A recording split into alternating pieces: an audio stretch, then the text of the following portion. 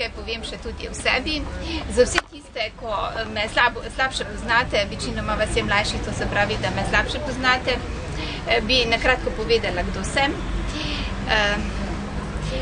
Gospod Golobič je rekel, da ne bomo povedali letno, jaz vam bom povedala, stara sem 54 let. Po poklicu sem defektologinja in poučujem na osnovni šoli Glezija v Celju. To je šola s prilagojenim programom. Poklicno sem se usmerila v likovno vzgojo in poučujem likovno vzgojo.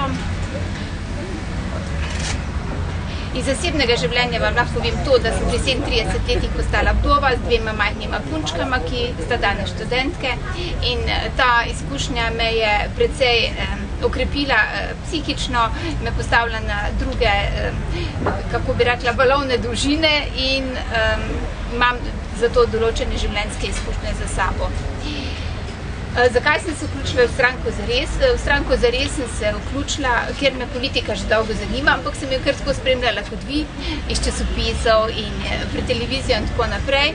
Vendar sem spremljala nastanek Stranke zares in sem spremljala delovanje poslancev in so me prepričali, skratka, da so stranka, ki mislijo res, prepričali so me svojo iskrenostjo, z svojim odnosom do ljudi, do majhnih ljudi, do vseh ljudi enako in odgovornim nastopom.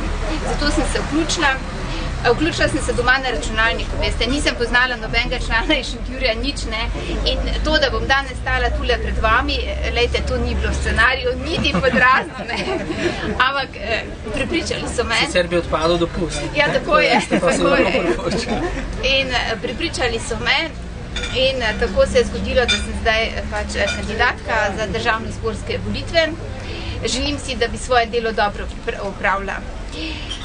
Verjetno vas tudi zanima, na katerih področjih bi delovala oziroma bom delovala, ko bom izvoljena v državni zbor in tudi lokalno seveda, ker sem že svojo poklicno usmerjenost in svoje življenjske izkušnje so usmerjene bolj proti ljudem, proti njihovim težavam in imam tak občutek za te stvari.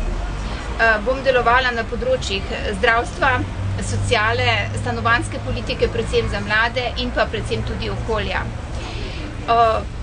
Sama bi delovala tudi za dvig kvalitete življenja tudi na lokalnem nivoju.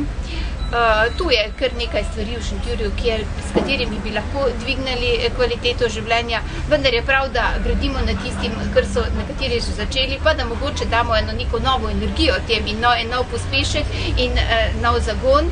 Zato bi nadaljevala pri teh projektih, kot sem že rekla, z novim pospeškom. Kvaliteta življenja Šentjurčanov bi se zelo dvignila, ko bo enkrat zgrajena navezovalna cesta. To je predvsem zaradi emisij in zaradi hrupa in treslajev in vsega tega. Kvaliteta kulturnega življenja bi se pa v življenju zelo dvignala, če bi imeli en kulturni dom. O tem se že govori skozi. Jaz sem sama zelo velika ljubiteljica kulture, vendar imam že več kot 20 let abonma v sosednji občini v Šmarju, ker imajo za to pogoje. In te pogoje si želim tudi v Šentjurju.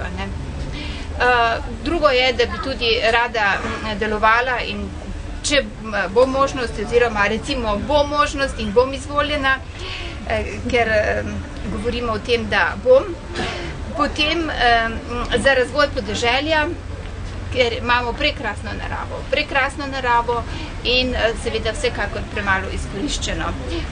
To bi seveda vključila tudi neizkoriščenost Slivniškega jezera. Kako bom prepričala volivce? Upam, da z svojo iskrenostjo, ker nimam nekih političnih, kako bi rekla, rezultatov, nimam politične retorike, nimam ničesar, ampak imam pa veliko stopnjo odgovornosti, sem iskrena in tisto, kar rečem, tudi mislim. Moram to še povedati, da v današnji politiki me zelo moti neiskrenost. To je eden izmed vzrokov, zakaj sem se vstopila v politiko. Neiskrenost, zavajanje, resnica postane večkrat ponovljena laž, polresnica in ta odnos do ljudi, do volivcev Tu me je stranka zares zelo prepričala, ker imajo spremenjen odnos do vsega tega. Skratka, upam, da bom svojo iskrenostjo prepričala ljudi in da bodo glasovali zame. Hvala lepa.